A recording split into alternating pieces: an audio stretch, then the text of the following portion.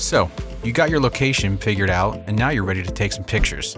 Well, we're going to go over some basic camera settings using some apps and what the purpose would be for changing some of these settings. Stick around.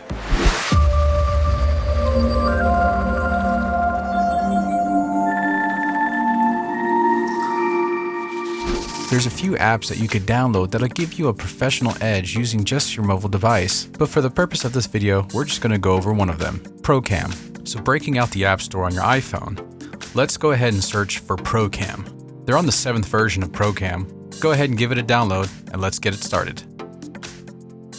So once you got your car in place, you can start getting used to using the app by playing around with it. It has different features and functions available, and one thing we want to make sure is that it's not overexposed or underexposed. Over on the right side of the app, you can see the different settings that you can play with.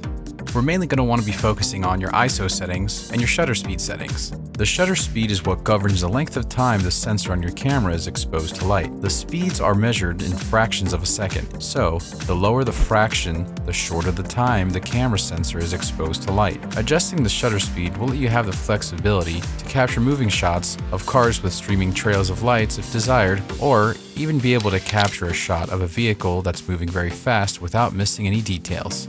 Some other settings we're going to want to play with are the aspect ratios. For Instagram, let's stick to 1:1.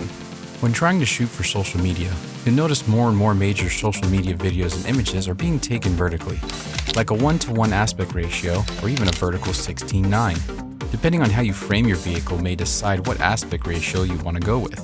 Either way, going vertical will give your viewers the ability to see your images completely fill the screen on their devices. ISO is all about the sensitivity of your camera sensor. With daytime or bright lighting situations, you'll want the ISO levels to not be so sensitive and have it set to a lower number. Then with darker situations, you'll want the number to be higher or more sensitive. The downside with too high of an ISO comes the introduction of digital noise. It's the graininess that you'll see when you're trying to capture some dimly lit scenery, so choose wisely.